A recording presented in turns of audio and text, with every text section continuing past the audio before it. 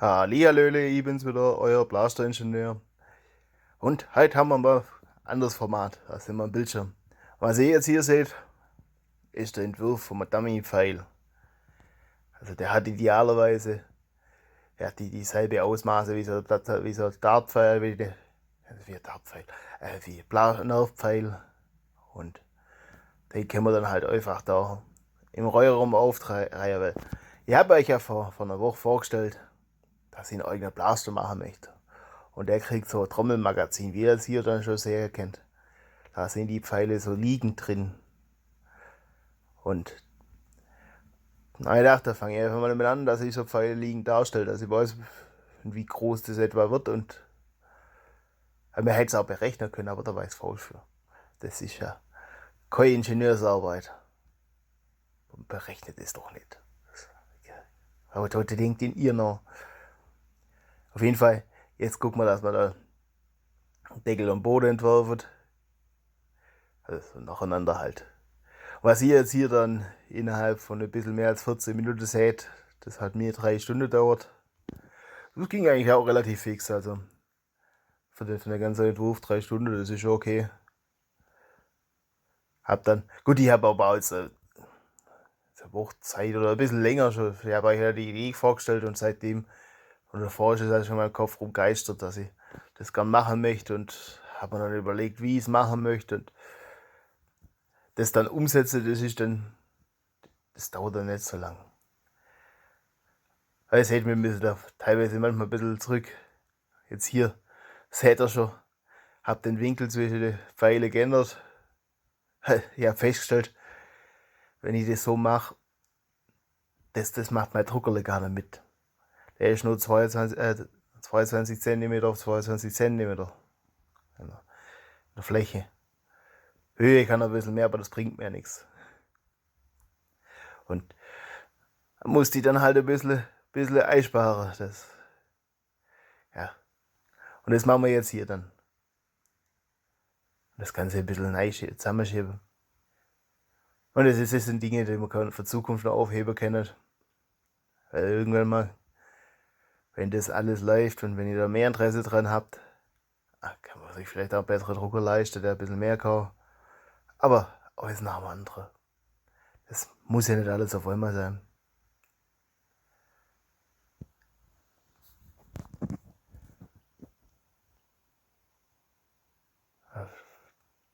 Ach, das wird das Schieberle. Jetzt habe ich gerade auch überlegen müssen. Ich habe wieder ein bisschen ein paar Stunden her, dass ich das gemacht habe.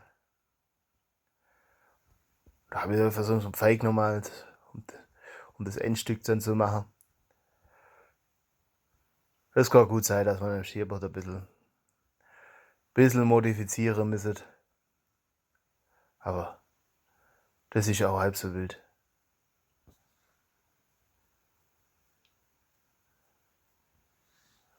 Kann er da raus, da hat er gescheite Führung.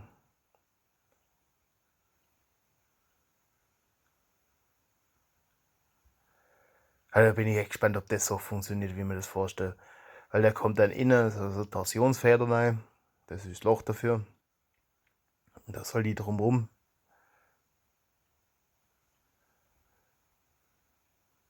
Da kann es gut sein, dass man den Schieber noch ein bisschen modifizieren müsse, dass das alles passt. Aber das sehen wir dann, wenn wir es ausgedruckt haben.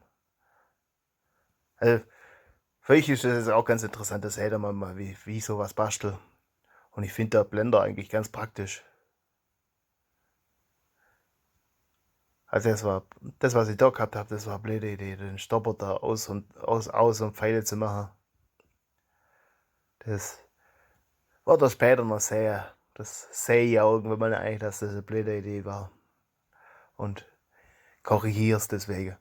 Ist ganz gut, wenn man das in digital ab und zu mal probiert und dann anguckt und feststellt, ja, nee, so nicht.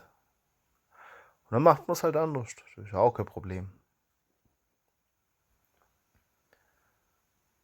Ja, und weg damit.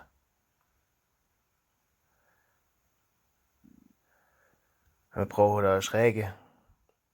Weil da soll nachher das Pfeile raus. Aber das jetzt mal. Unten haben wir ein bisschen mehr Platz. Aber das ist jetzt halt ein bisschen ordentlich vorgespult damit. Damit das alles in ein halbwegs anständiges Videolänge passt. Da sehen wir auch schon der Ausschnitt, wo das Pfeil nachher rausfliegen soll. Da wird einfach mit dem ausgeschnitten und dann die Fläche wieder verbunden. Das ist gut.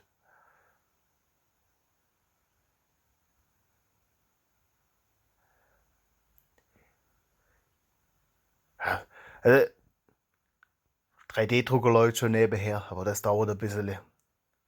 Also das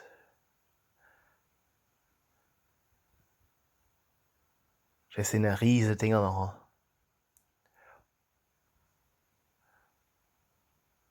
Das ist dann schräge, um das da, um den Pfeil sanft heraus zu begleiten. Und müssen wir dann ein bisschen Aussparung machen, dass man dann den Pfeil auch rausschieben können. Aber immer schön die ganze Fläche miteinander anpassen.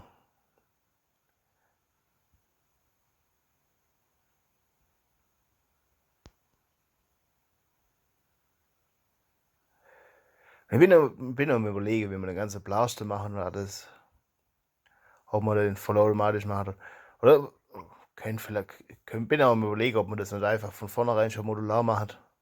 Dass wir da Schiebereinheit haben, Schwungrädleseinheit. Und dann kann ich da vielleicht von Anfang mal das nehmen, was ich da habe. Später machen wir dann eine Version mit was weiß ich, 3 Schwungrädler hintereinander. Aber erst einmal, das hat auch kritisch sein, das zu machen. Zumindest denke ich das jetzt, zum jetzigen Zeitpunkt. Aber ja, da habe ich festgestellt, dass die ganze Maßeinheit um Faktor 10 nicht passt. Das habe ich für die Riken habe ich da mal für die Schulterstütze so Schraublöcher gemacht und habe ich da einfach importiert. Ja, warum soll ich alles neu machen? Und die sind halt um Faktor 10 falsch. Aber da habe ich jetzt auch keine Lust mehr gehabt, das ganze Modell zu korrigieren. Das korrigieren wir nachher einfach im Ding. Im Schleißer, wie sie die so nennt.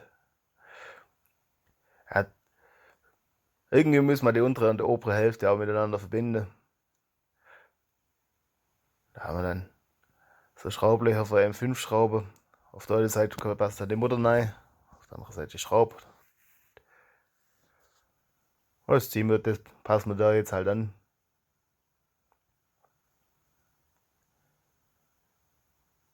So dass halt möglichst gut verbunden ist, aber halt die Schraube sich drin trägt. So mache ich das halt immer, dass man häufig das aus unterschiedlichen Formen zusammengestückelt hat. Dann passt das.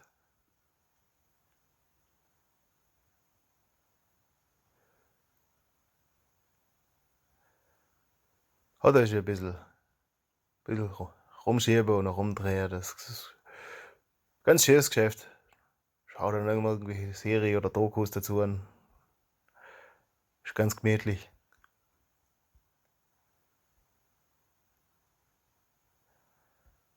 Jetzt sieht ja schon ganz spannend aus. Dann können wir da noch. Ja, auf die Seite, wo der Stopper ist halt. Das habe ich zuerst falsch gemacht.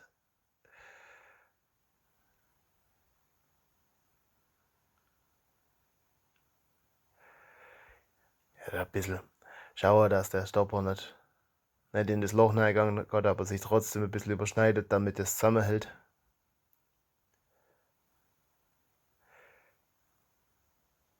Das ist ein bisschen Detailarbeit.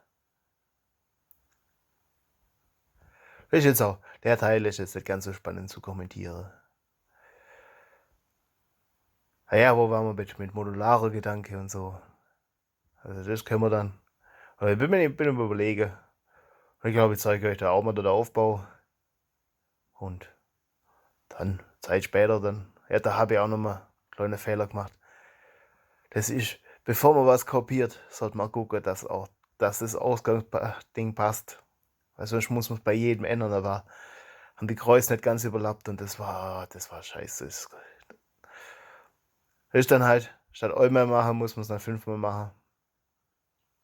Und dann machen wir ein bisschen einen Spalt, damit der Schieberle da gescheit durchlaufen kann. Da bin ich mal gespannt. Das kann sein, dass das ein bisschen eng ist. So wie wenn wir das im Nachhinein anschauen. Weil wir können auch das Schieberle dann einfach irgendwie das so modifizieren, dass wir da ein Stückchen Blechle reinmachen und das dann mehr Stabilität hat. Aber gucken wir mal. Das ist ja, der Teil ist ja bloß eine Führung, der muss ja nicht so viel aushalten.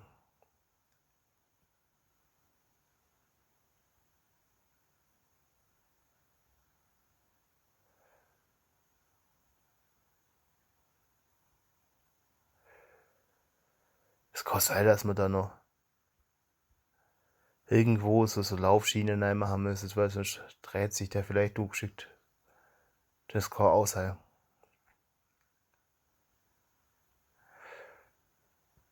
Aber jetzt machen wir das Modell fertig. Dann testen wir es. Dann machen wir Korrekturen.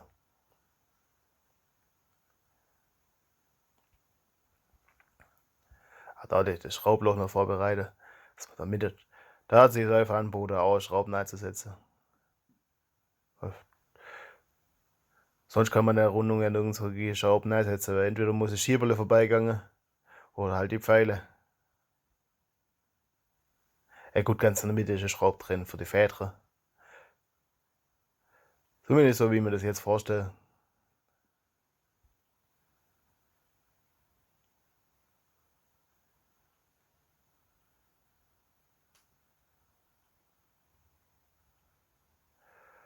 Da auch wieder ein bisschen was freischneiden, damit man da das entfernen kann und die Schrauben einsetzen kann.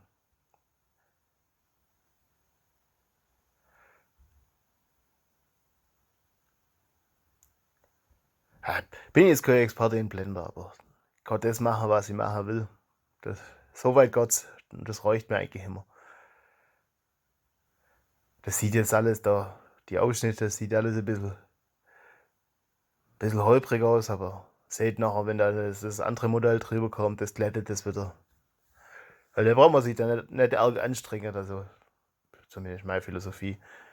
Wenn man denkt, sieht man nachher sowieso nicht, das ist bloß, dass die beiden Modelle zusammenhalten, dass die genug Überschnitt, also jeder die sich genug überschneidet. Dann sehen wir, was wir jetzt noch brauchen, ist, dass die Pfeile nicht unkontrolliert rausfallen. Das machen wir da so. Erst einmal als Röhre, oder erstmal bauen wir Röhre. Das ist immer ganz einfach. Dann macht man so innen nochmal so Fläche rein, so Face, wie sich das da nennt. Und das macht man zweimal und das eine zieht man dann halt durch. Oder das macht man auf beide Seiten und auf der anderen Seite macht man es zweimal und da zieht man es halt durch.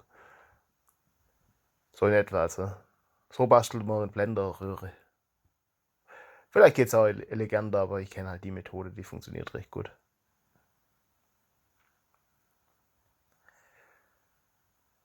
Jetzt das da ein bisschen aufpassen, dass es an die Öffnung passt. Das kann gut sein, dass ich die vielleicht ein bisschen groß gemacht habe, aber das wird sich alles zeigen.